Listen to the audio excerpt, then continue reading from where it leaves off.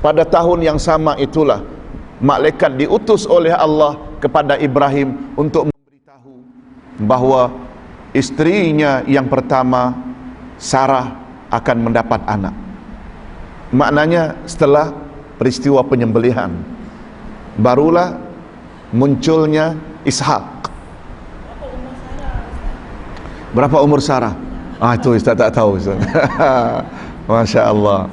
Pokoknya ibu jangan frus lah dapat anak. Malah Sarah dikatakan diisytiharkan mandul. Namun itu sebabnya kan ada dialog antara Ibrahim dengan, macam mana Sarah boleh dapat anak? Aku sudah tua. Sarah pula dikatakan mandul, akhir itu mandul. Lalu malaikat jawab, semua itu bagi Allah mudah saja. Ibu-ibu, Allah Subhanahu wa ta'ala boleh cipta manusia dari tulang rusuk. Tulang rusuk mana ada rahim?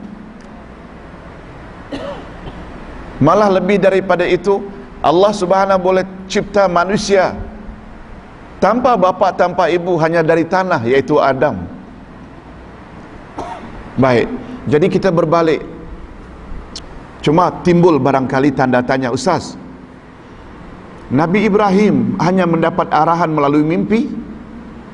Apakah itu sudah dikira wajib dilaksanakan? Ya, ibu-ibu, menurut pandangan Ahlus Sunnah wal Jamaah, mimpi para rasul adalah wahyu.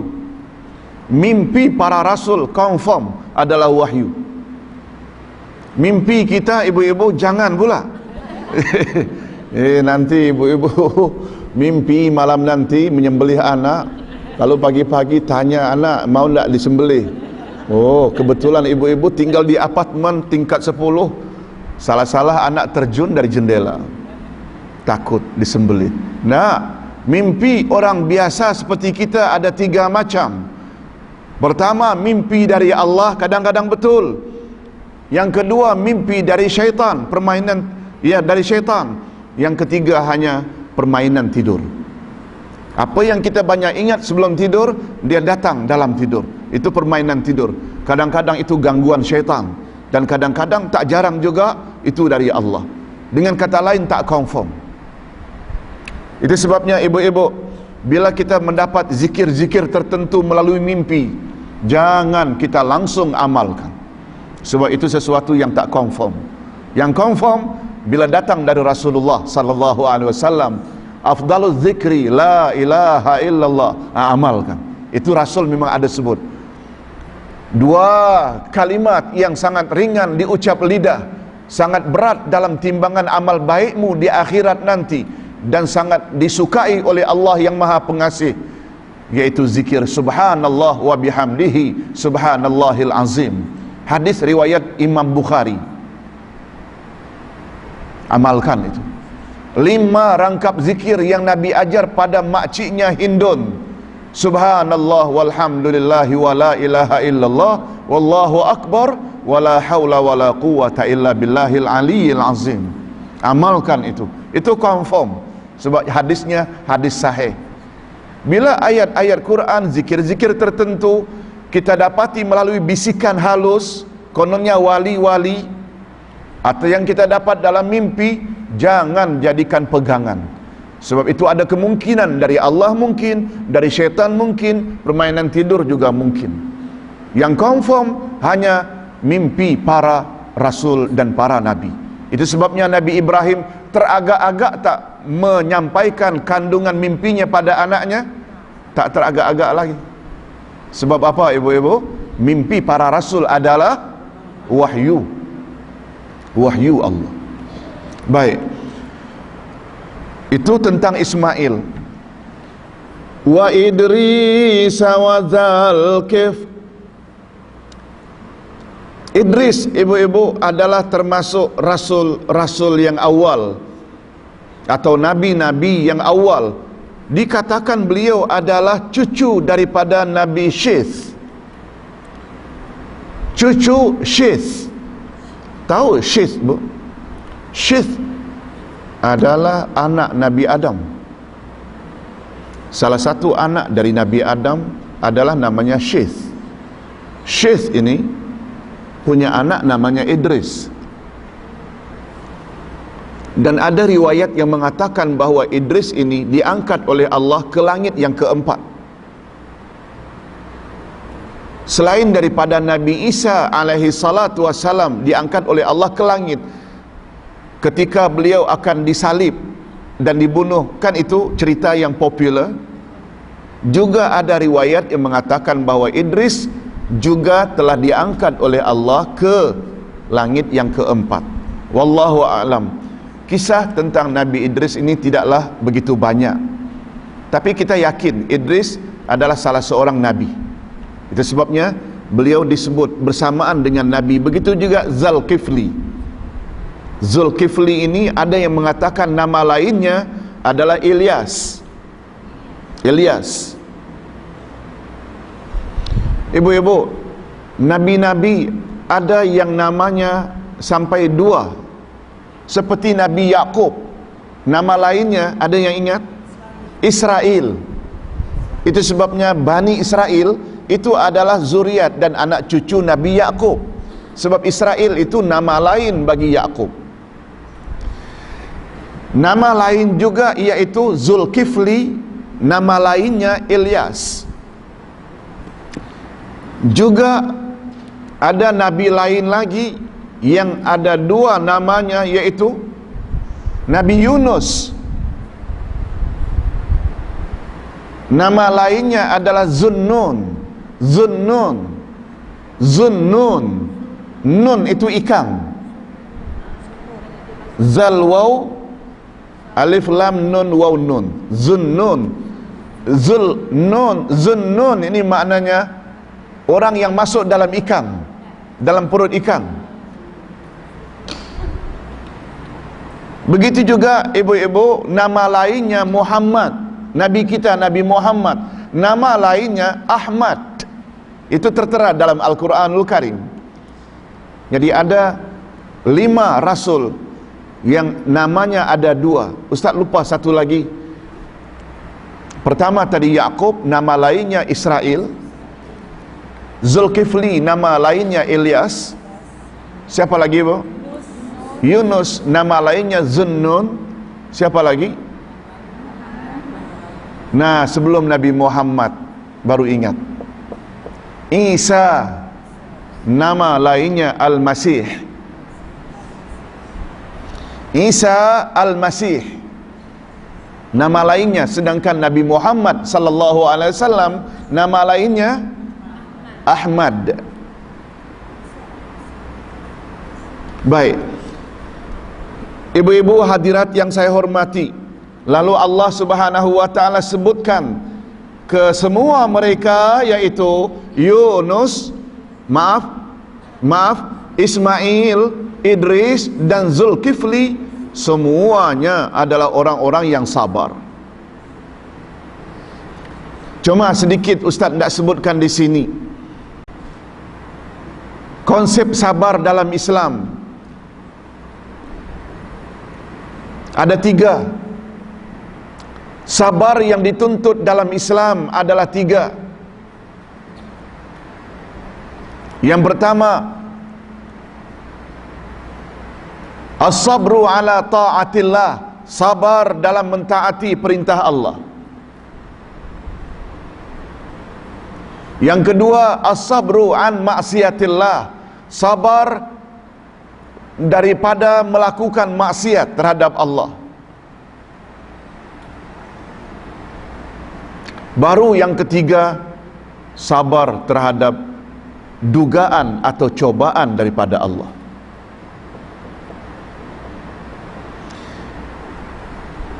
Ibu-ibu hadirat sekalian, rupanya dalam kita melaksanakan apa yang Allah suruh, sabar perlu. Berapa banyak ibu-ibu ketika kita mula-mula mau iltizam, committed dengan ajaran agama, mau tutup aurat, pada peringkat awal kita diperli, dicemooh, diejek oleh rakan-rakan yang dulu sama-sama Betul tak Bu? Kalau tak sabar, kita tanggal balik. Maknanya kesabaran perlu tak? Karena kita tidak melaksanakan perintah? Perlu. Kalau tak sabar ibu-ibu, kita tak boleh. Begitu juga ada peluang untuk rasuah. Duit banyak, ada peluang untuk kita ambil. Orang lain tak ada. Tapi karena ada kesabaran, tidak mau buat maksiat, kita tak mau ambil, karena itu milik orang. Betul tak Bu? Berapa banyak orang-orang yang kaki botol, dah tinggalkan minum arak sudah beberapa tahun, lalu setelah berada di luar negara, ada peluang, family jauh, duit ada, minum lagi. Itu maknanya dia tak sabar terhadap larangan Allah. Kalau dia sabar, dia tak akan buat itu lagi. Itu sebabnya jangan batasi makna sabar hanya terhadap sabar terhadap takdir, sabar terhadap ujian Allah. Anak aksiden lalu mati, sabar. Rumah terbakar, sabar. Kebun durian yang telah berbunga tiba-tiba banjir, dah congak dah 5.000 akan untung, lalu jatuh semua putik-putiknya, sabar. Itu namanya sabar dalam menghadapi ujian. Ada lagi dua sabar yang paling utama untuk melayakkan kita jadi muslimat, muslimin yang bagus. Apa dia? Sabar melaksanakan perintah. Ibu-ibu datang ke majlis ilmu ini perlu sabar tak? Kalau tak sabar memang tak datang. Apalagi jauh, menempuh jam pula. Kalau tak sabar ibu-ibu tak boleh datang. Bangun jam 3, jam 4 pagi untuk tahajud beberapa rakaat. Oh, kalau tidak diperturutkan rasa ngantuk, oh terus akan tidur. Sabarlah yang mendorong kita untuk bangun. Ngantuk pun kita tahan juga. Itu maknanya sabar dalam melaksanakan perintah. Inilah rahasianya, kata Imam Ibnu Katsir dalam surah Al-Baqarah ayat 153, Allah menyebut sabar dahulu baru salat. Ya ayyuhallazina amanu ista'inu bis-sabri was-salah. Orang-orang beriman, minta tolonglah kamu kepada Allah melalui sabar dan salat. Rahasia disebut sabar dahulu baru salat, maknanya salat tak akan sempurna kita lakukan tanpa adanya kesabaran. Lebih-lebih lagi jam 3 ada filem Hindustani. Filmnya sampai 3 jam pula itu. Masa asar biasanya dalam lagi film. Oh, rasanya berat kita tidak tinggalkan untuk salat asar. Walaupun kedengaran azan. Hanya orang yang sabar saja. Tutup dulu. Kalau nonton dulu, nonton kemudian.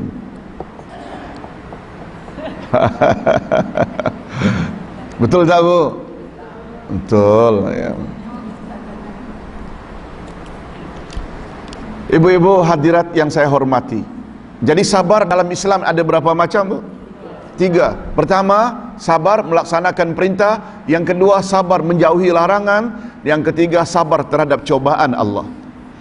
Wa adkhalnahum fi rahmatina innahum minas salihin. Dan kami telah memasukkan mereka ke dalam rahmat kami, sesungguhnya mereka termasuk orang-orang yang saleh. Nah,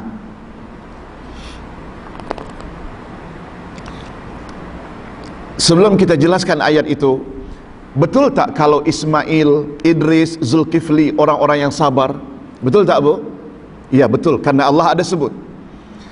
Boleh tak kalau kita katakan kesabaran Rasul-Rasul berkenaan adalah mencakupi ketiga-tiga sabar tadi?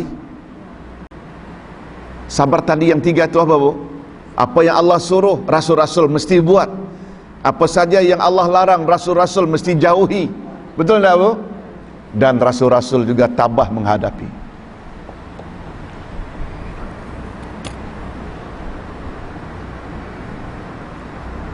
Dari segi cobaan dan ujian,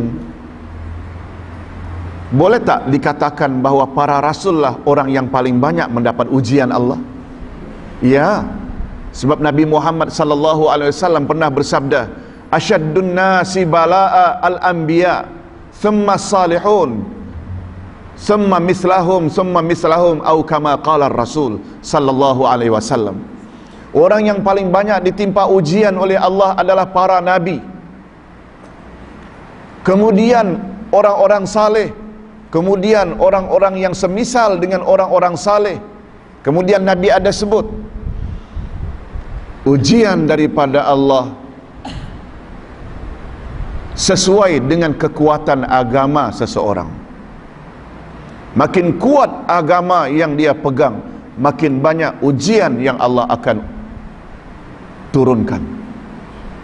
Itu sebabnya ibu-ibu, kalau kita lihat orang-orang yang kuat berpegang dengan ajaran agama, mereka banyak cobaan Allah.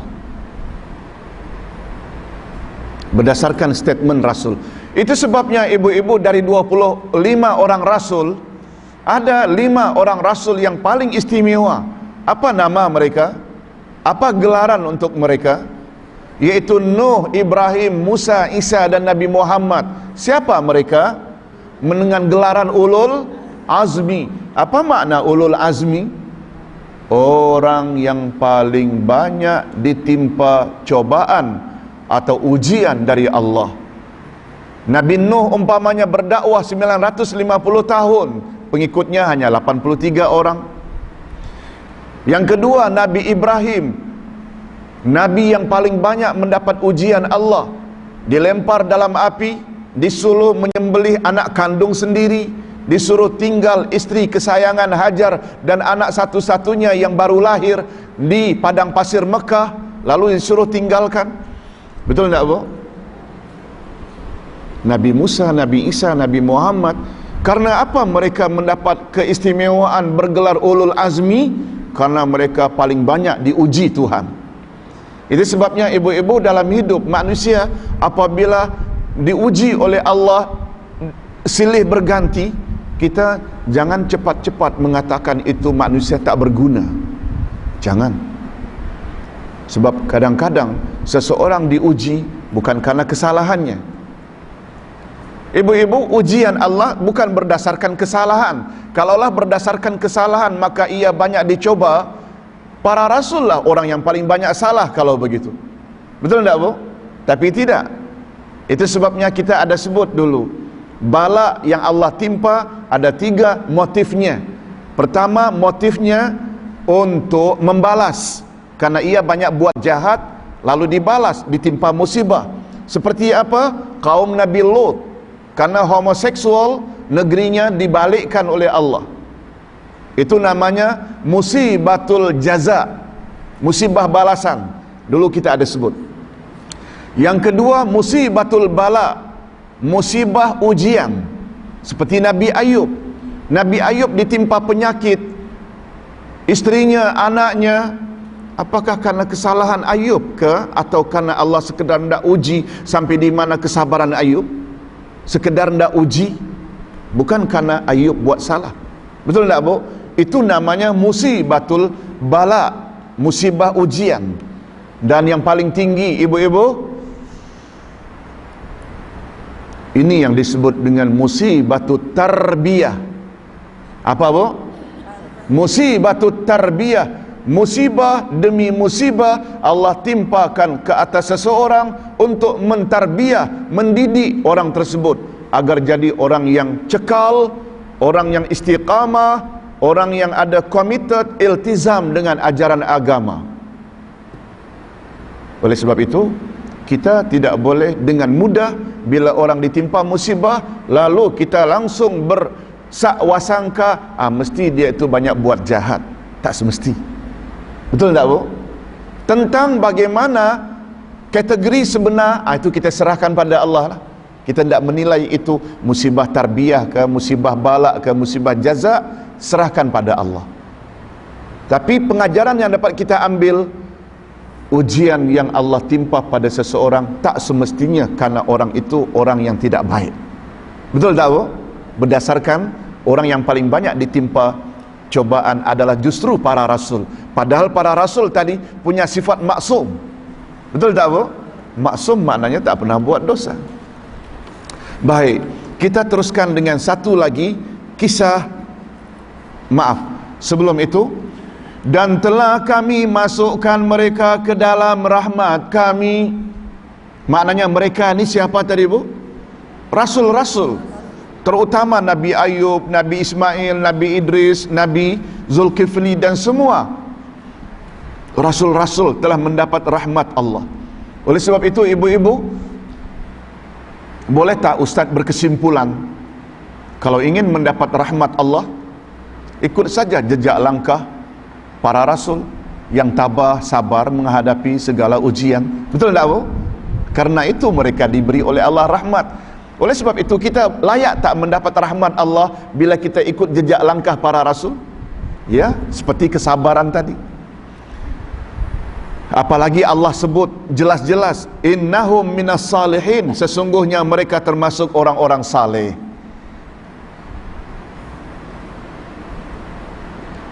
Ibu-ibu, Nabi Muhammad pernah beritahu kepada para lelaki, ad-dunya mata' wa khairu mata'iha al-mar'atus salihah. Para laki-laki, dunia ini adalah kesenangan, dan sebaik-baik kesenangan adalah wanita yang salihah. Betul tak bu? Mudah-mudahan ibu-ibu semua termasuk wanita-wanita salihah yang disebut oleh Nabi sallallahu alaihi wasallam. Ibu-ibu, salihin ini dengan salihah sama tak maknanya? Sama. Oleh sebab itu, untuk membolehkan kita, lelaki ke wanita ke, agar dapat gelaran orang-orang saleh, lelaki yang saleh ke wanita salihah ke, perlu tak kita ikut jejak langkah para rasul? Perlu tak bu? Sebab mereka confirm disebut oleh Nabi minas salihin, termasuk orang-orang yang saleh. Wa zannuni iz zahaba mughadiban fa zanna an lan naqdira alaih fanada fi zulumat alla ilaha illa anta subhanak inni kuntu minaz zalimin. Dan ingatlah Zunnun. Ibu-ibu, kita tadi baru sebut nama lain bagi Yunus siapa? Zunnun. Lihat, Zunnun di sini ini, nun itu maknanya hut. Hut itu ikan. Ikan. Boleh juga ibu-ibu samak. Samak, sin mim kaf. Kalau sama itu hamzah, itu langit. Sama. Kalau samak, sin mim kaf, itu ikan. Hut, hut pula ikan besar. Jangan pula ikan tamban, ikan bilis disebut hut. Bayangkan ibu-ibu, yang boleh menelan kan macam paus kan bu? Maknanya paling kurang macam jerung lah. Hut itu ikan besar. Samak ini macam ikan tenggiri lah, ikan siakap. Jadi Zunnun itu nama lain bagi siapa tadi? Coba ibu-ibu kita ulang. Yakub nama lainnya, Zulkifli nama lainnya, Isa, Muhammad, Ahmad, dan Zunnun Yunus. Ini yang absen hari ini dia tak tahu ini.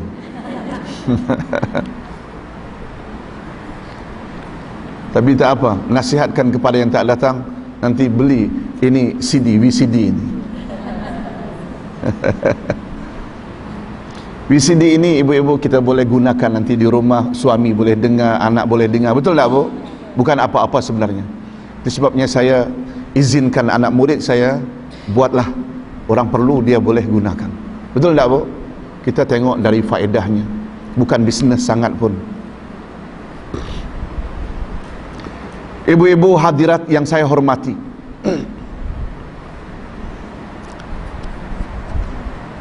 Wa zannuni iz zahaba mughadiban fazanna allan naqdira alaih. Dan ingatlah kisah Zunnun, yakni Yunus, ketika ia pergi dalam keadaan marah, lalu ia menyangka bahwa kami tidak akan mempersempitkan, menyulitkannya. Maka ia menyeru dalam keadaan yang sangat gelap. Fanada fi zulumat. Lalu ia berdoa dalam keadaan yang sangat gelap. Apa doanya? Allah ilaha illa anta subhanak, bahwa tidak ada Tuhan yang berhak disembah selain Engkau, Maha suci Engkau. Inni kuntu minaz zalimin, sesungguhnya aku adalah termasuk orang-orang yang zalim. Ibu-ibu, Yunus bin Matta, nama bapaknya Matta. Yunus bin Matta ini, yang nama lainnya Zunnun, beliau diutus oleh Allah di suatu negeri di mana penduduk negeri itu seperti umat-umat yang lain menentang ajaran Nabi Yunus alaihi salatu wassalam. Ibu-ibu, Yunus ini nabi ke atau rasul? Ya, kalau disebut nabi sahaja dia belum tentu rasul, tapi bila sebut rasul, dia adalah rasul dan nabi. Ibu-ibu, Yunus termasuk rasul sebab beliau ada kaum. Setelah kaumnya tidak mau ikut ajaran yang beliau bawa, beliau merajuk. Beliau beri masa 3 hari. Awas, dalam 3 hari kalau kamu tidak ikut ajaranku, Allah akan turunkan bala. Lalu sebelum 3 hari, beliau dah tinggalkan negeri itu, pergi ke seberang negeri lain. Nah, ketika ia menyeberang lautan, menompang bahtera, di tengah laut bahteranya dilanda taufan, ribut kuat, gelombang besar, sehingga bahteranya hampir karam kecuali dengan membuang passenger. Dan untuk membuang passenger, mereka gunakan undian, mengundi. Siapa yang dalam undian layak dibuang, dia akan dibuang. Pendekkan cerita, dalam undian tersebut ternyata muncul nama Yunus, orang yang patut dibuang. Tetapi passenger lain tahu bahwa Yunus ini orang yang mulia, bertaraf nabi, bertaraf rasul. Mereka enggan untuk membuangnya. Ulang sekali lagi, muncul Nabi Yunus lagi. Dikatakan sampai 3 kali undian itu dibuat, ternyata muncul nama Yunus lagi. Yunus mula terasa, oh, kalau begitu memang Tuhan maknanya dah takdirkan dia dibuang. Itu sebabnya di sini dikatakan pemergian Nabi Yunus didorong oleh mughadiban dalam keadaan murka. Ada yang mengatakan Nabi Nuh murka karena Allah, bukan kepada Allah.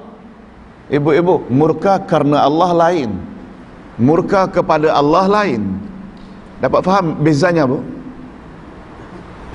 Kita murka kepada anak kita yang buat perkara tak senonoh, tak salat ke, dan ini buat perkara tak senonoh. Kita murka karena Allah, bukan kepada Allah.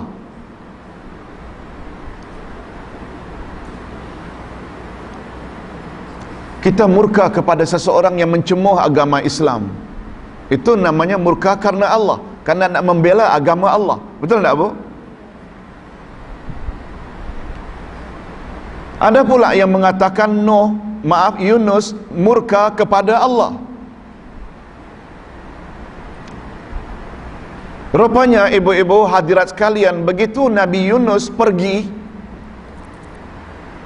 kaumnya yang diberi amaran bala akan turun dalam 3 hari, mereka semua tahu Yunus ini adalah Nabi, adalah Rasul. Kata-kata Nabi, kata-kata Rasul masin. Istilah kita masin. Allah mesti kabul ini amaran Yunus ini. Oleh sebab itu mereka ramai-ramai pergi ke padang pasir. Pergi ke padang pasir, yang tua, yang muda, suami, istri, anak, lembu, kerbau, onta, kambing, semua dibawa. Karena takut negeri mereka musnah. Apa yang mereka buat sesampainya di padang pasir? Ramai-ramai bertobat kepada Allah, minta ampun pada Allah, dan ternyata permohonan ampun mereka dikabulkan oleh Allah, sedangkan Yunus tidak ada bersama mereka. Lalu dikatakan bahwa pengampunan Allah terhadap kaum yang durhaka itu membuat Yunus murka. Dapat faham, Bu? Yunus maunya hancurkan kaumnya karena telah buat durhaka. Mengapa engkau ampunkan mereka, ya Allah? Ada yang berpendapat begitu, tapi Ustaz tidak beritahu pendapat ini tidak kuat. Sebab Rasul tak akan mungkin punya sifat murka pada Allah. Rasul kan maha mengetahui akan kebijaksanaan Allah. Rasul kan maha mengetahui, hendak mengazab umat yang durhaka atau hendak memberi keampunan pada umat yang durhaka, itu kan otoriti Allah. Tak ada kena-mengena dengan Rasul.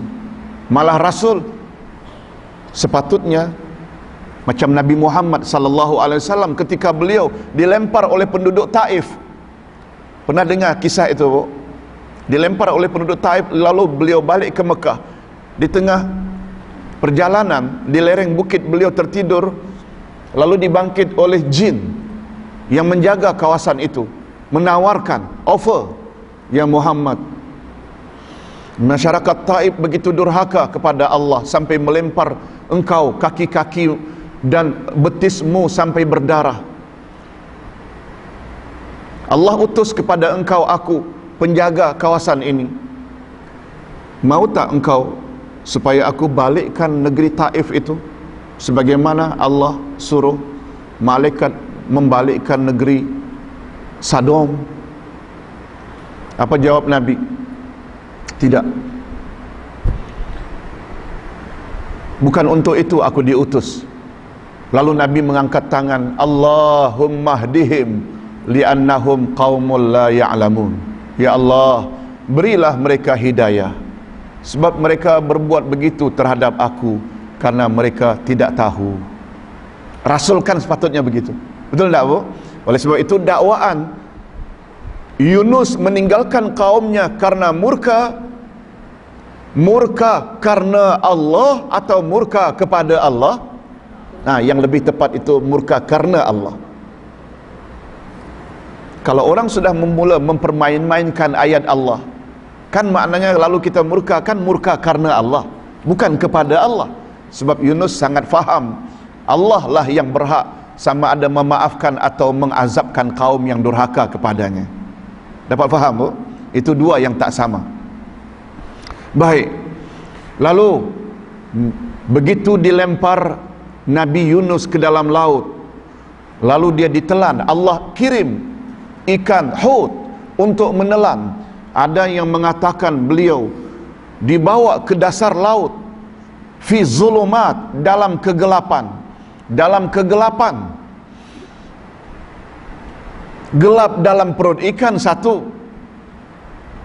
gelap dalam lautan satu, dalam perut satu, dalam lautan satu.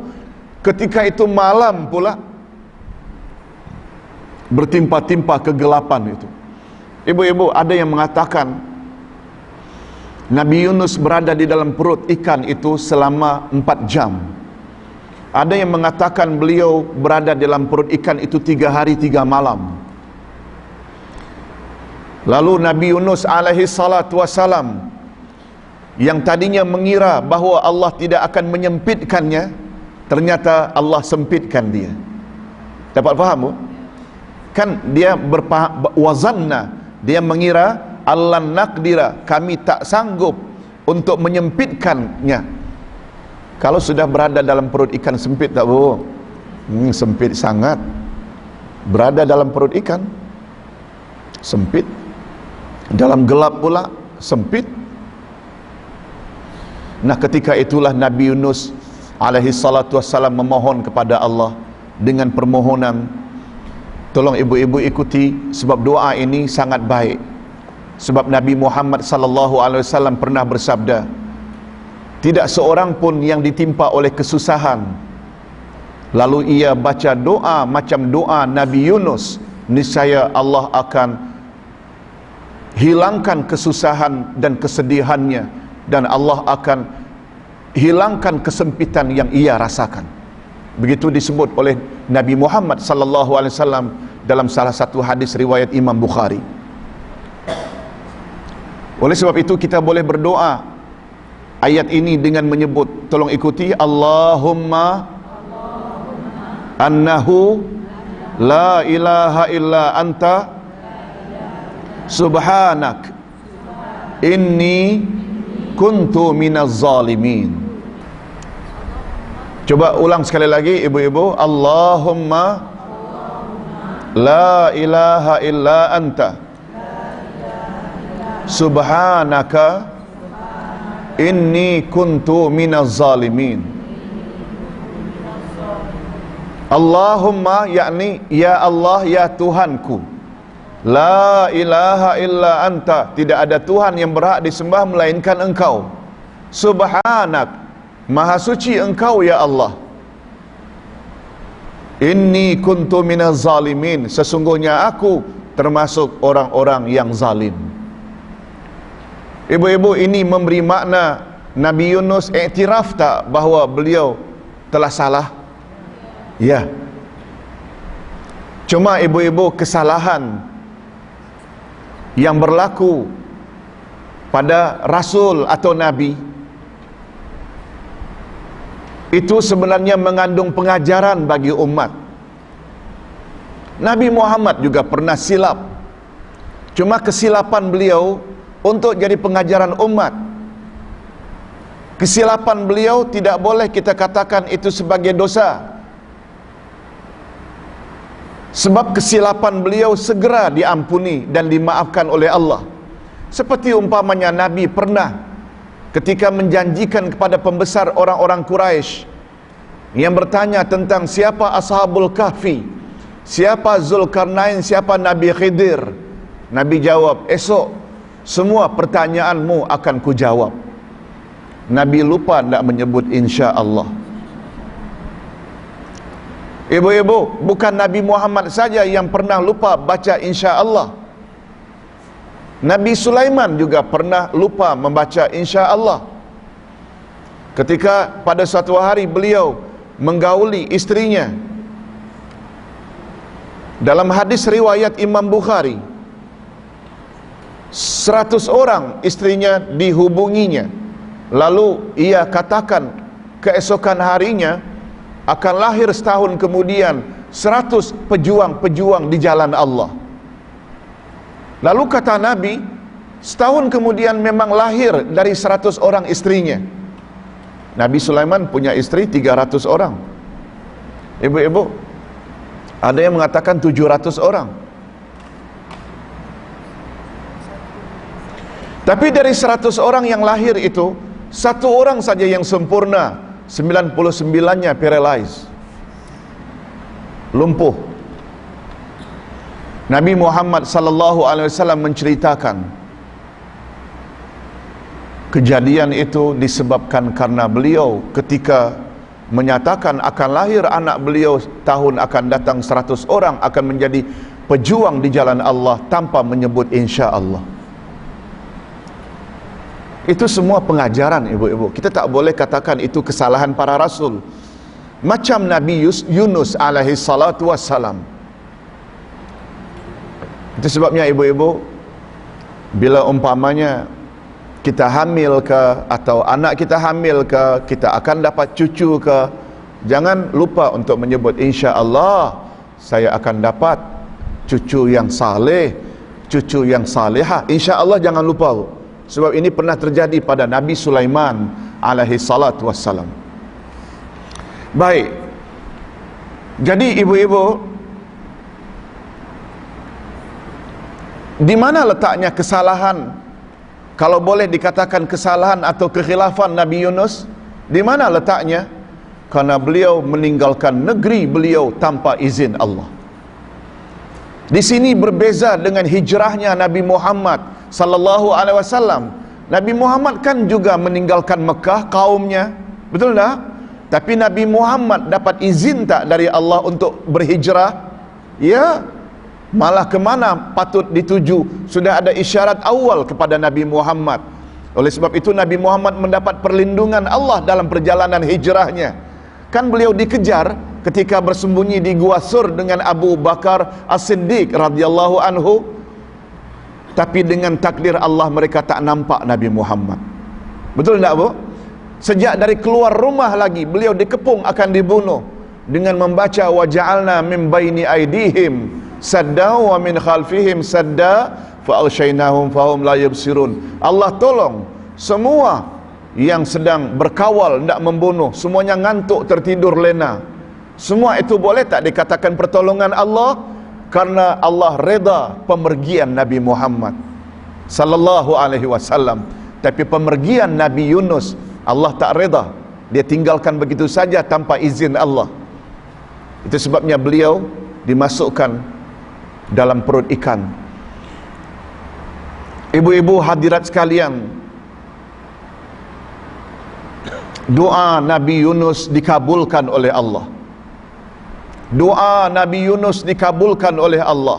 Itu sebabnya Allah sebut pada ayat berikut, fastajabna lahu wa najjaynahu minal gham.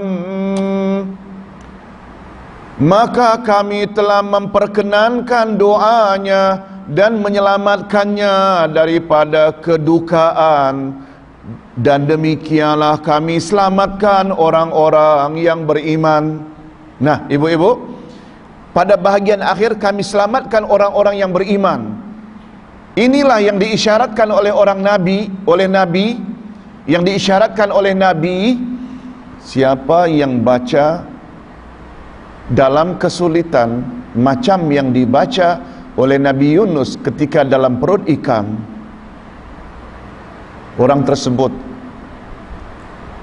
akan dilepaskan oleh Allah daripada kesulitan. Itu sebabnya ada istilah wanajjil, nunjil mu'minin, wa kadzalika, dan demikian jugalah kami selamatkan orang-orang yang beriman. Maknanya sebagaimana kami selamatkan Yunus, yang dengan sebab doanya ia akhirnya diselamatkan oleh Allah. Setelah 3 hari 3 malam dalam perut ikan, Allah arahkan ikan tersebut supaya terdampar di suatu pantai, lalu luahkan Nabi Yunus alaihi salatu wassalam. Jadi demikianlah orang-orang beriman yang mengamalkan doa yang sama juga akan kami selamatkan. Dapat faham, Bu? Jadi doa ini sangat bagus. Doa ini sangat bagus kita amalkan. Tolong ikut sekali lagi. Allahumma la ilaha illa anta subhanaka inni kuntu minaz zalimin. Ada satu riwayat yang mengatakan bahawa para malaikat datang menghadap Allah dengan mengatakan, ya Allah, kami mendengar dari dasar laut ada orang yang mendoa kepadamu dengan menyebut la ilaha illa anta subhanaka inni kuntu minaz zalimin.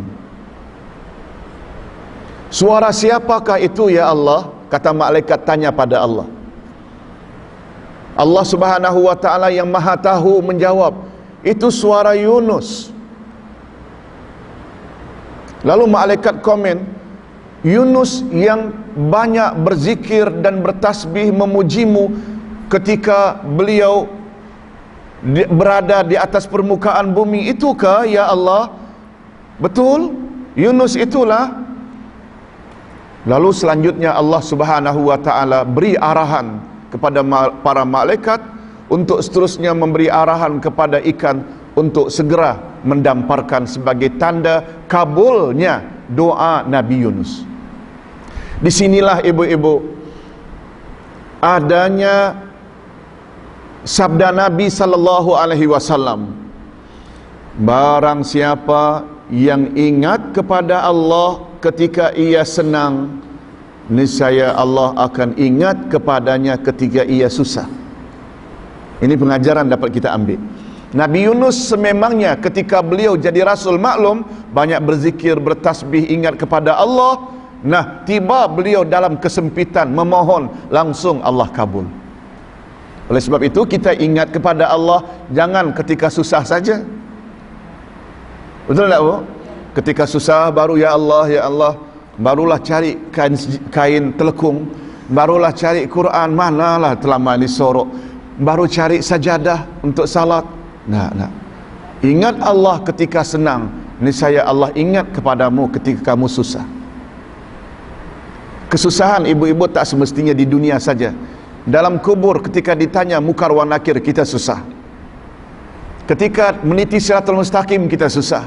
Ketika amal ditimbang hati, entah ke syurga, entah ke neraka. Ketika meniti, entah selamat, entah terjatuh. Kan itu maknanya susah. Bila ingat pada Allah ketika di dunia dulu, Allah akan ingat ketika itu. Mudah-mudahan ibu-ibu apa yang kita sampaikan pada pagi ini ada jugalah manfaatnya. Ustaz kira macam yang Ustaz katakan tadi, walaupun ini hanya 5 ayat, tapi banyak pengajaran yang boleh kita ambil. Betul tak Bu? Ini yang kita sebut Quran ini, Masya Allah, dia punya pengajaran sangat mendalam. Mudah-mudahan ada manfaatnya. Wabillahi taufiq wal hidayah. Wassalamualaikum warahmatullahi wabarakatuh.